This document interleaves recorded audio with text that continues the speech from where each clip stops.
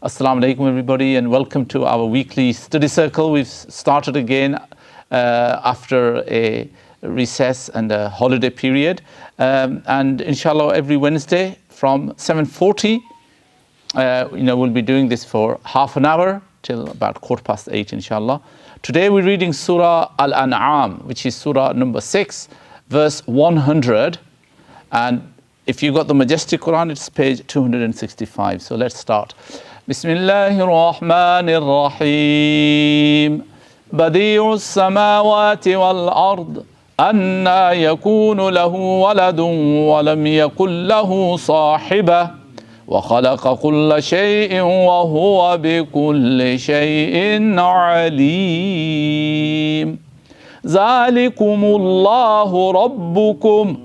لا إله إلا هو خالق كل شيء فاعبدوه وهو على كل شيء وكيل لا تدركه الأبصار وهو يدرك الأبصار وهو اللطيف الخبير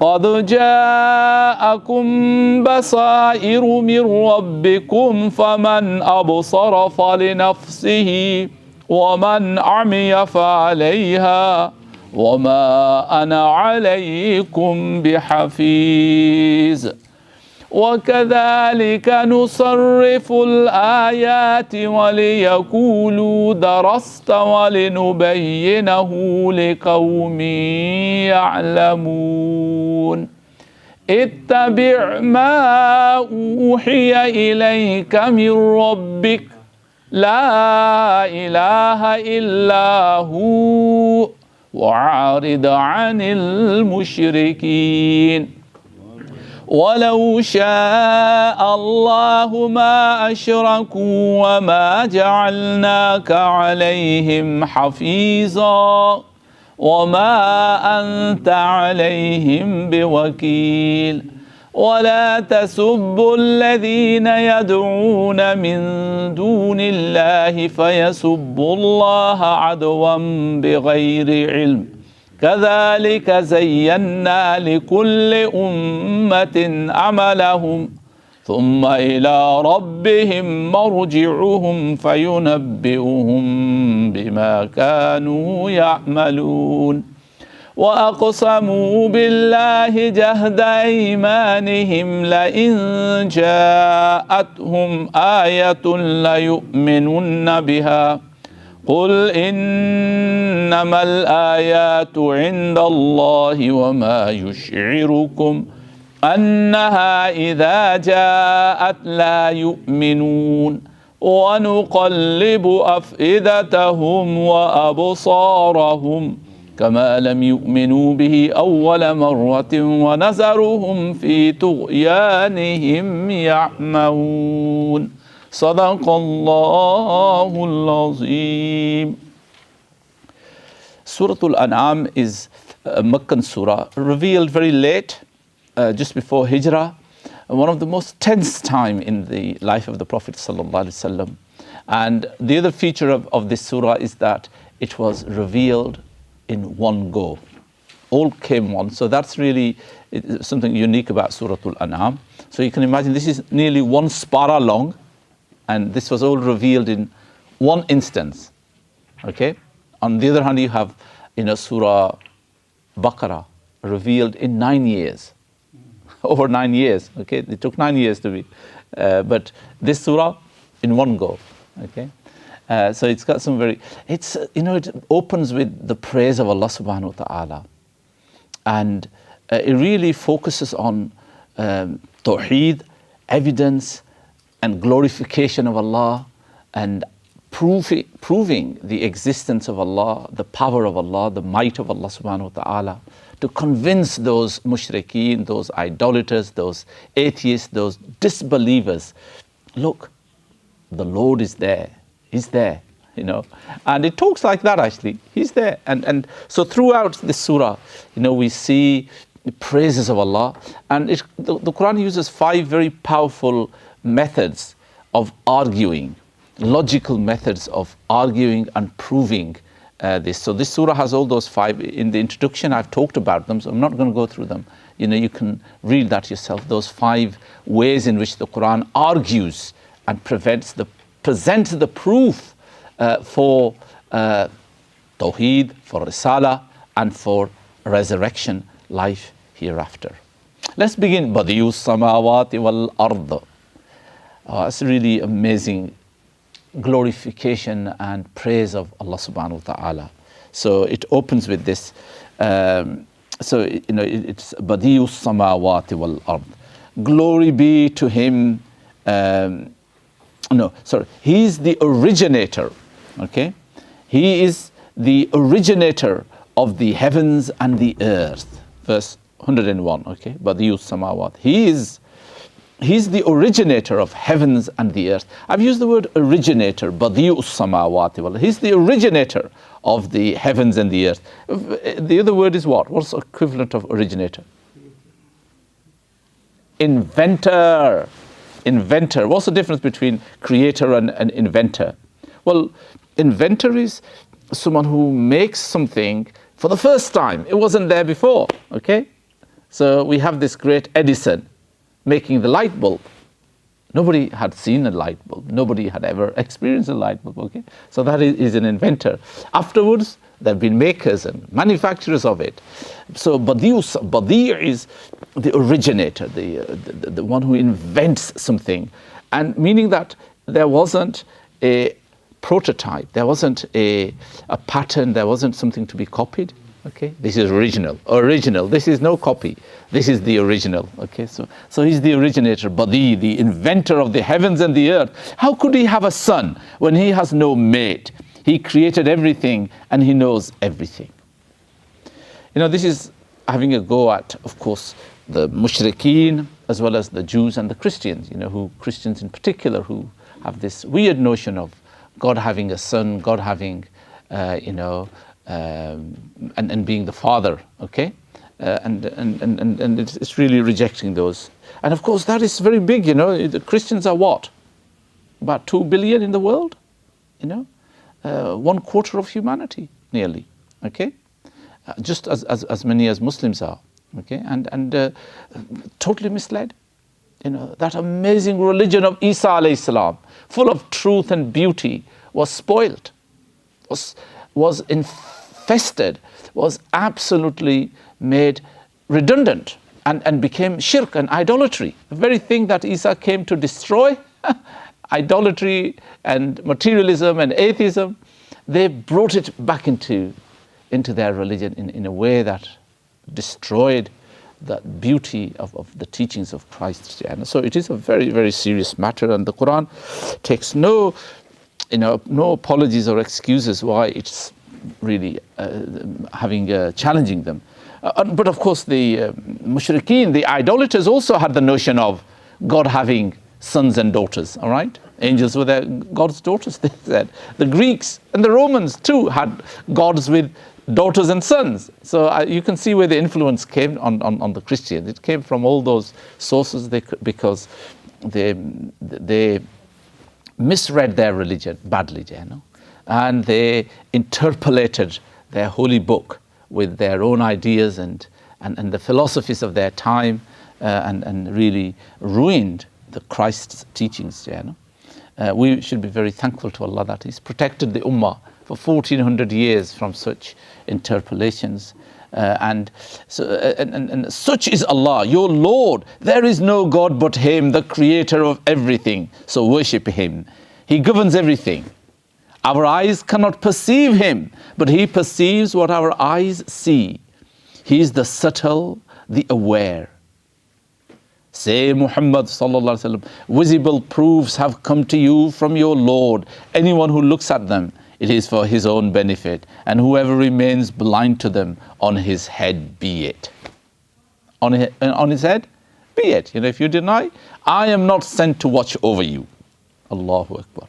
I think this is one of the most beautiful, verse that tells us about,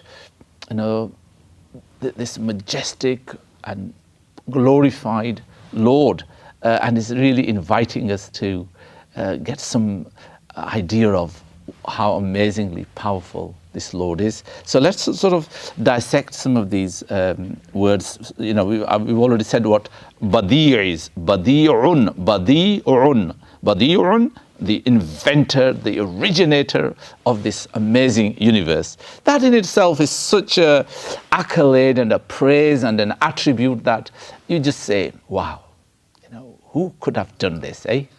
What sort of system has he got, eh? Those photons, those electromagnetic waves, those thermodynamic laws and relativity and gravity and the speed of light and the orbiting of the sun, moon and planets and stars, and it's just such an amazing. And then when you come to this blue planet, you see something else, eh? Even more marvelous creation, okay? The living creation. It's just amazing, isn't it? So, Badi'u as-samawati wal-ard. And then, you know, the Quran goes on to, you know, show وَهُوَ بِكُلِّ شَيْءٍ عَلِيمٍ. He knows all things. Everything is in his knowledge and in his grasp. Yeah, no? ذَلِكُمُ That is your Lord. That is Allah, your Lord. That is Allah, your Lord. There is no God but Him, creator of all things. فَعْبُدُوا Therefore worship Him. Can you see that? It's given you so much powerful arguments, and then it gives a command. Bow down to Him, worship Him, okay? Submit yourself to Him, commit yourself to Him, okay? Worship Him. He's the only one who's worthy of worship, not those made-up suns, not those made-up stars and idols that you have coined names for them, okay? وَهُوَ عَلَى كُلِّ شَيْءٍ وَكِيلٌ. And He's the guardian of all things. Okay. And the next is really interesting. La tudrikuhul absaru. Eyes cannot grasp Him. Okay, can't perceive Him. I've translated idrak as perceiving. La tudrikuhul absar. Wa huwa yudrikul absar. So what can you perceive? What can you see?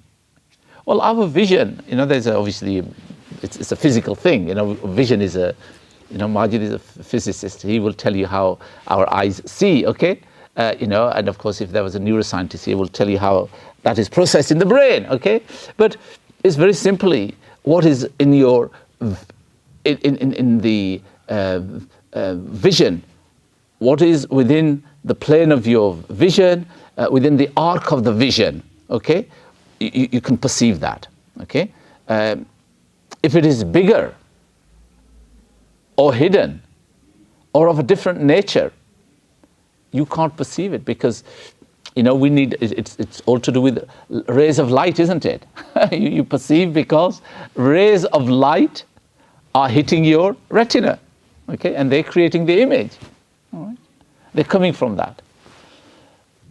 But Allah subhanahu wa ta'ala is far bigger than that, and you do not have, you know, the ability to or your vision, the arc of your vision isn't big enough to actually you know, do the be able to comprehend that amazing being, okay?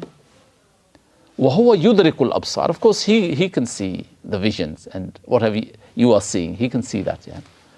وَهُوَ اللَّطِيفُ الْخَبِيرُ. This is two words, Latif al-Khabir. He is Latif, the subtle, okay? The subtle. And what that really means is that, again, He's so subtle, you can't actually perceive Him even. You don't, you know, He's being kind to you, but you can't imagine. Okay. Who's making those antibodies to your, to the Omicron virus? Who's making that inside you? Who's done that system? Allah subhanahu wa ta'ala. But you don't realize that, eh? You don't know that's going on. But the creator of that is Allah subhanahu wa ta'ala. He's making those cells that can produce those antibodies to defend you. Okay? He's Latif, He's Al-Khabir. Okay, we can take it the other way around. Al-Latif is the one who can observe even the subtleties, the finest details that you can't see with your eyes. You can't see them with your eyes, okay, because they're not our eyes. To be able to see that, you have to have certain distance between things to be able to differentiate them and see them. We don't have that, but Allah is Latif. Like the electron microscope can see hundreds of thousands times bigger the size of whatever you put underneath it, okay? It can observe that. That is sensitivity of it. Allah subhanahu wa ta'ala can see those things. He's Latif in that sense, Al-Khabir, fully aware of what's going on around us, okay? Now here, there is an argument going on, amongst the Muslim rationalists. These were people in the first century who were using reason, and they were very influenced by the Greek philosophy to such an extent. The Mu'tazilis, they are known as the Mu'tazila or the rationalists, and they had some weird views. They accepted a lot of the philosophy, and so they got off the track. They're not kafirs, all right? They were off the track, all right? The ulama kept on telling them, look, stay within the confines of revelation rather than making reason more prominent over revelation. But they gave it more prominence. So they denied this. So, we are told that, on the Day of Judgment, we will see Allah. We will? Okay. Of course, they denied this idea. They said, "How you can't? لا تدركه الأبصار وهو يدرك الأبصار وهو اللطيف الخبير." You can't do that. They said. Okay. And of course, what they were not doing was they were not reading other parts of the Quran where, for example, Allah says, He says that وجوه يومئذ ناظرة إلى ربها ناظرة. Okay, this is about on the Day of Judgment. He says there will be some bright faces on the Day of Judgment who will see the Lord. Okay, and of course Musa alayhi salam, what did he said? Rabbi arini. Musa alayhi salam said, Ya Allah, show me yourself. Okay, and the answer was قال لن تراني ولكن ننظر إلى الجبل. Okay, no, you can't see me. Meaning that in this world you can't see me. And we also have evidence from the Mi'raj that Rasulullah sallallahu did see Allah on the night of Mi'raj, and here there is several ahadith.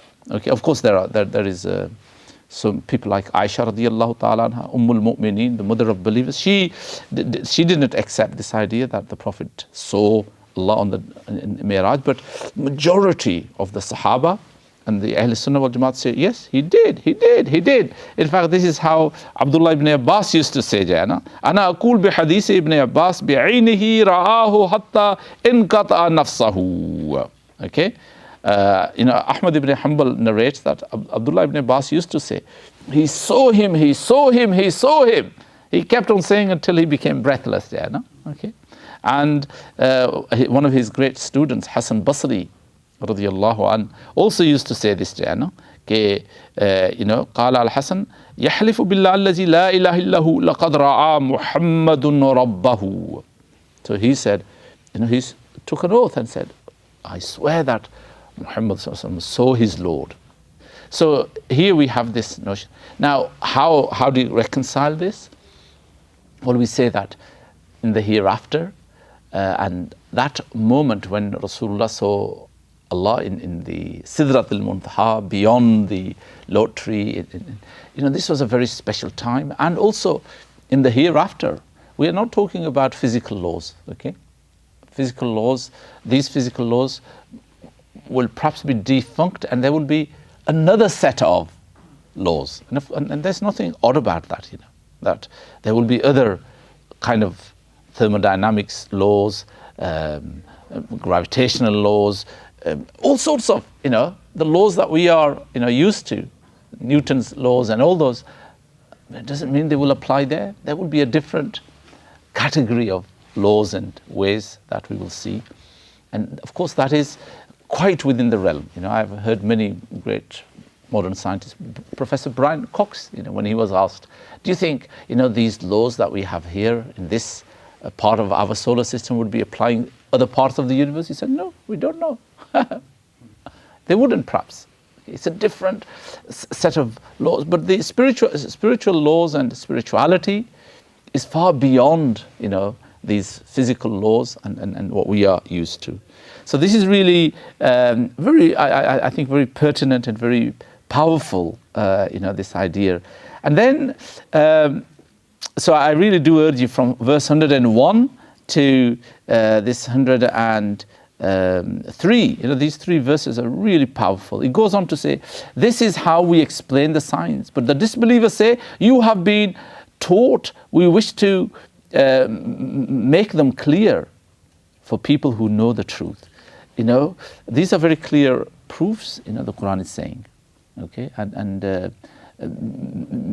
we want to make them very clear. But he says, قَدْ جَاءَكُمْ بَصَائِرُ مِنْ رَبِّكُمْ. Visible proofs have come to you from your Lord. فَمَنْ أَبْصَرَ فَلِنَفْسِهِ وَمَنْ عَمِيَ فَعَلَيْهَا. Okay, Basair is really the Basair.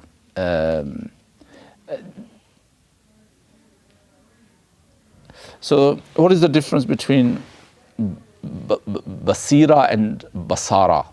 Okay, so you have the sight with the eyes. That's what needs the rays of light and the retina and all that to be able to see that. But then you have something called Basira, insight. Okay, the insight is something that is actually far deeper. It's about details. It's about those things that are not visible.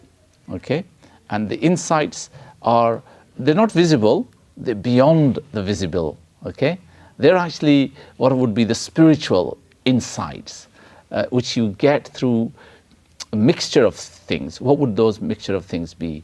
So whilst your Basara, your sight, is a result of photons and retina and the images you create in your brain, Basira is really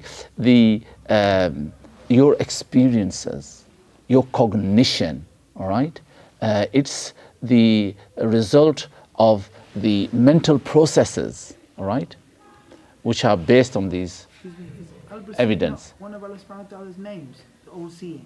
Yes, Basir. Al-Basir is one. Al-Basir, yes. Seeing. That's where that word comes from. Al-Basir. Sorry? What you're talking about is where that's right, yes. The one who sees, the one who sees. All-seeing. The all-seeing, yeah. So, but here it's different. قَدْ جَاءَكُمْ بَصَائِرُ مِنْ رَبِّكُمْ. Basair have come to you. So what are those basair? All right?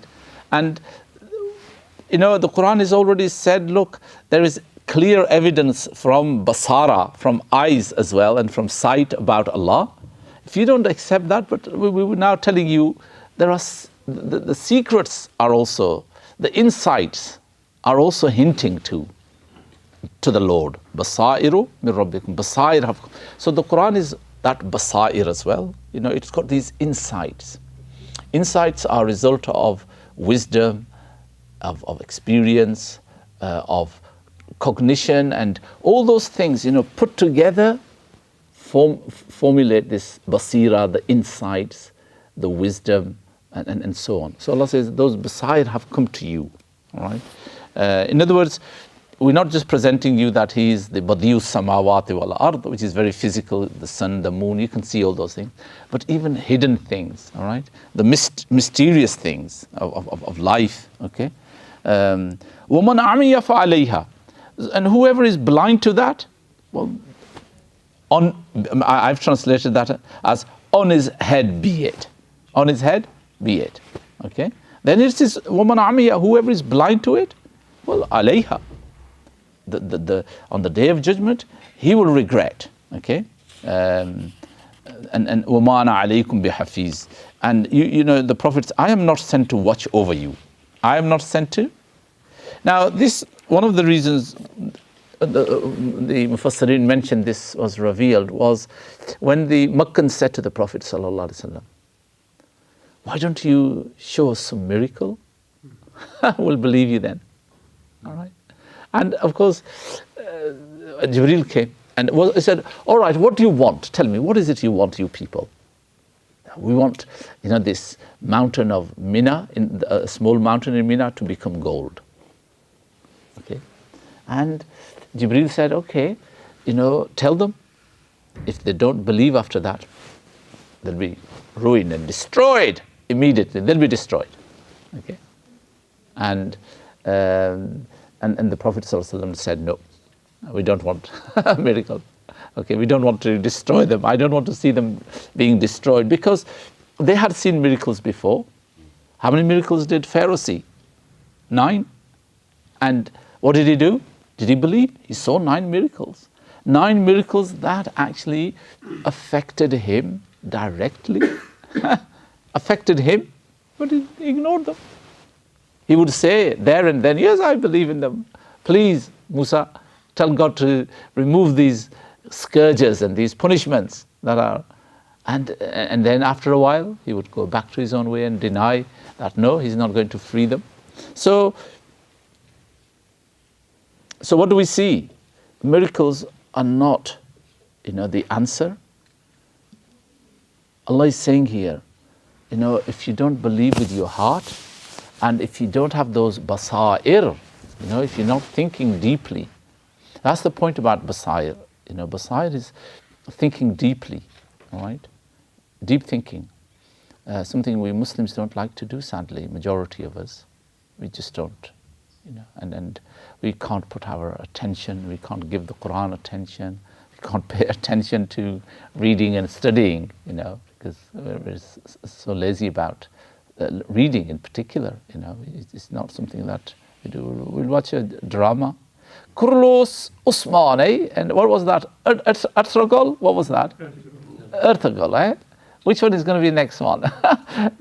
And those Geo-Pakistani dramas, eh? Wow! That's what we love, astaghfirullah. It really is very shameful that, in a day, if we can't spend even a half an hour with a book, something is wrong. Deeply, deeply wrong. I just can't. I just can't believe it that we don't read, we don't study. MashaAllah, Allah has blessed me. I'm a very big bookworm, I would be spending, I think daily, almost every day. There would be no day when I'm not spending something like 3 to 5 hours, really. Yes, that is my normal sort of daily. It'll be even more than that if I was to include my, answering emails and the fatwas that we write and all that. But yes, it's about 3 to 5 hours. But then I'm perhaps addicted to it. You'll say, all I'm asking you to do is to do 30 minutes Bilal Jana, really, seriously. I just can't see how your brain stays sane if you don't read. And how can you learn? Okay, how can you learn? Writing is so powerful and so effective and concentrated and beneficial. Why? Because I'll tell you, you read my blogs, which are about 600, 700 words. How long do you think that takes me? It takes me nearly a week to write those 7. Yes. Studying them, writing a draft, then sending it to Asim and a few other people and, getting, feedback, then rewriting it again, changing the names, changing the titles, going back again.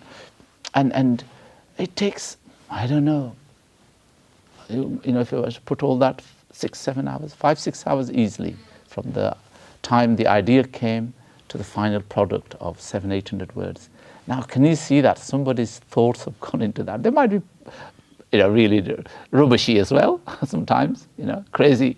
Okay, but that's all right. But that is why writing is, and when you've got geniuses like Ghazali and Fakhruddin Razi, we should be reading our Buzurgs and Imam Nawawi rahmatullahi ta'ala's books. And when you've got Allah's kalam and the Rasulullah sallallahu alaihi wasallam's words, hadith, how powerful they are. So please get into a habit of reading, really, get into that. So that is when you will get the Basira we're talking about. These deep insights which take you beyond the physical, all right? The world of the photons, the world of material things, okay? Because we live in material world, we are lost in it, eh? And this might explain some of the problems, our young people are having with their mental well-being, okay? Because they are stuck into that in that rut of the photons, of the physical, of basar rather than of basira. They're not getting the basira. The selfies give you, the visible, okay? But there is a whole big spectrum, actually bigger and longer spectrum, which is invisible, isn't there? Yes, there is. Yes. So that is the basira, okay?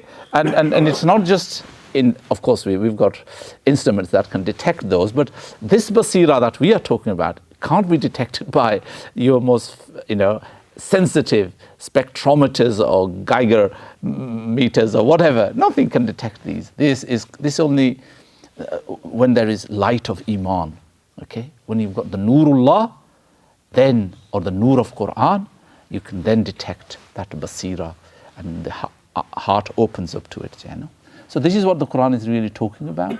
Okay, let's carry on to the next passage, which is Muslims are forbidden to insult the beliefs of non-Muslims. To insult, not that we can criticize, we can reprimand, we can challenge, okay? But we can't insult, be offensive about it, Messenger, follow what is revealed to you from your Lord. There is no God but Him, and turn away from the idolaters. Okay? What he's saying is, we don't need to argue, we don't need to fight with this. We don't do that. And that's their choice. It's already, I hope you can see this. Aridan, turn away from them. Let them have their way and you have yours. Okay? And had Allah willed, they would not have associated anything with Him. We've not put you there to watch over them, nor are you responsible for them. I hope you can see, isn't that freedom of religion and freedom of choice in a very stark and clear words, okay? It's really amazing. It's a consolation, but real consolation. This is consolation and comforting to the Prophet, reassuring him, relieving him of his anxiety about these people. Listen, you're not questionable. You are not accountable for what they are doing, all right? Your job is just to deliver, okay? So don't fret as the Prophet used to fret and worry. Why are these people? How can we help them?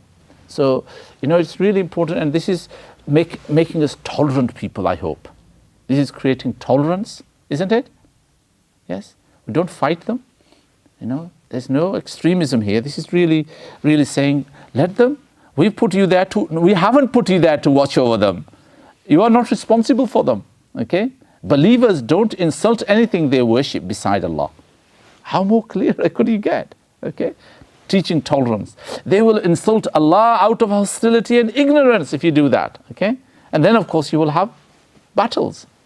That is how we have made every community's action appear attractive to them. They will return to their Lord and He will inform them about what they have done. This is again, we all are very happy with what we have, okay? As the Quran says, that, people are happy with what? They have. زَيَّنَّا لِكُلِّ أُمَّةٍ أَعْمَالُهُم. Their deeds look very attractive. Even in... when the Chinese had this one-child policy, they were over the moon. And now, 3 children. The new policy is 3 children and special allowances. I hope you can see the limited nature of human thinking, of doing things like that. But they were very happy. Anybody insulted them, they would sort them out. Okay? Now this is our law. They were happy with it one day, yes.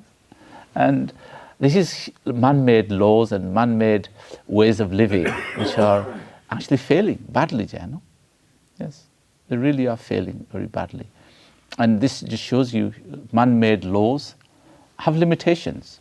That doesn't mean we don't make laws, all right? We have to have them. Otherwise, there will be complete chaos. Yeah, if you didn't have the law that you've got to drive on the left, okay? Right hand steering wheel, but drive on the left side, all right? That's the logic, all right? This is a British logic here. You can't say, no, I'm going to drive on the other side because it's right-hand drive. No, you just got to do what the law is, So, it just shows you the limitations of human laws, but they're important. You have to have them, but you can't compare them with the divine laws, all right? And I think that's very important to remember. And through this, we should see how amazing God's laws are, okay, and how weak we human beings are, and how wrong we get things a lot of the time. And these are the brightest, the best, eh? Those guys who did that prime mortgages back in 2004 to 2008, eh? And then you had that financial crisis. They were the best ones from Harvard Business School, from Yale, from Oxford, Cambridge, LSE, the best universities in the world. They were the ones who made those, didn't they? And so that's it. And of course, even now, Boris's amazing advisors, eh? Most of them are from those top universities, aren't they? Eh? And what did he do? He had a party. So, it just shows you that, the human beings, no matter how bright they are, they will make such stupid mistakes, eh? That you just say, astaghfirullah, what is wrong with human beings, eh? And only Allah, and this is where the Basira comes, only Allah's Basira that He gives will protect us from that, So we are actually told that, we have to be careful how we treat others, how we work with others, how we live together. I mean, isn't that really Muslims forbidden to insult the beliefs of non-Muslims? What would be an alternative heading for that? Muslims told to live side by side others, isn't it? Something to that effect? Tolerance? Yeah, tolerance is being taught here, okay? And the last part of it is what we started off with. The idolaters swear solemn oaths by Allah that if a miracle were to come to them, they would believe. Okay? Say, miracle. That's again showing Muhammadur Rasulullah is the servant of Allah. He's not God, all right? He's the prophet, the messenger, under the command of Allah. So that's the first thing.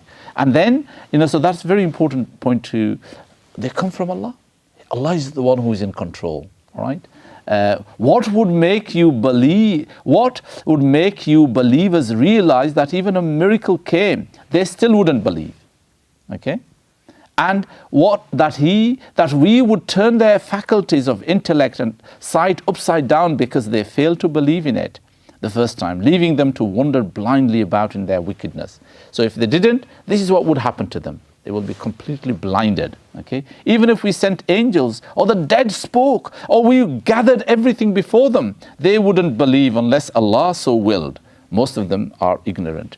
So what is this, if Allah willed? What is that? What is that? I think one of the proper translation of that would be that, they have been given all the evidence, provided that, look, here is, the evidence for Tawheed. Open your eyes, see these, this reality and believe in it. They refuse to do that, okay? And it's their refusal. It's their refusal, that is, what is stopping them from seeing it. But were they to accept that, Allah would welcome them. Allah will not, Allah will open the doors for them. Allah will open turn the lights on for them, all right? If they wanted, okay? So it's really, the ball is in our court, as they say. It's up to us, whether we take these amazing teachings. So I hope, as I always do very quickly, let me just analyze what we've said. In terms of Allah's names and qualities. We heard Badi, the inventor, the originator of everything, without any pattern and without any thing to copy, to imitate. So he's without imitation. So he's Badi, okay? Well, Latif, the subtle, he sees things that we can't see, okay? And he's also doing things for us so subtly that we don't realize them. Just like parents. Parents are actually Latif as well. Do you tell your children that I've done this wonderful thing for you? Eh? Does the mother tell them, No. Most of the time they don't tell, but they're doing amazing things for them, aren't they? That is in a way subtle, and that is, Latif has this other meaning, of care and concern, yet you don't express it, secretly showing your care and concern for somebody. And Allah is doing that, Latif. Allah is a Latif, Ya Latifu, Ya Latif. So that's Latif as well. We saw that he's Basir, the seeing. And this other notion of, that we will be able to see Allah, okay, on the Day of Judgment. Not in this world, because our sights are very limited. They're very limited, yeah. But we do, people have experienced the majesty of Allah and His glory and His manifestation. People have experienced that in their intuitions, the insights, and the wisdom they express in their writings. People like Ibn Arabi, rahmatullahi ta'ala, Mujaddid al-Afsani, rahmatullahi ta'ala. And these people were amazing kashifs, people who had these intuitions, not revelations. Revelation is only for prophets, but they had these deep insights into mysteries of spiritual world, as though they were seeing them, and they put them down in their books. They were very amazing books, to read some of those. Okay, what is the? I always ask, what is the moral lessons from this passage or these passages? Anybody like to share a moral? What we're talking about is things like kindness, care, forgiveness, modesty, patience, gratitude, humility, audacity and bravery. Any of those things come out? Any of those moral values? Yeah? No, I want to carry on just for 2 minutes to summarize. Anybody come across any moral values there that we can discern from this? Well, I think there is humility. It's talking about the majesty and the greatness of Allah. What do you have to be? Humble. Raise your hands and resign and surrender before Him. Be humble and real. Okay, I think that's a big one. What about the spiritual ones? I think, the spiritual insights we get here are recognizing, the awesome nature of the Lord, okay? The amazing and beyond our grasp. That is really important. Beyond our perceptions. Very simply because our perceptions are very limited, all right? Of course, our telescopes, and this new telescope that was launched a few weeks ago, how far can it see? You don't know that? I think it can see quite far into the universe, can't it? But even there, it's conjectural. I mean, the images it will provide will have to be interpreted, and those interpretations are dependent on so many algorithms and on hypotheses that it will perhaps be, again, very skeptical. It will be very conjectural and doubtful. And then, of course, we have, you have the MRI, which can scan your brain. Again, there we can see at a different level, molecular level. Okay, but again, it's very conjectural, and how do you interpret those things as well? But spirituality is far beyond all of these kind of grasps. And I think finally about social relationships, how we need to live with people who are different. I think this is a teaching about diversity, that look, people with different beliefs. You can live side by side without insulting, and without converting them by force. However, present the arguments logically, rationally, and with courtesy and politeness. Okay, we'll stop here then.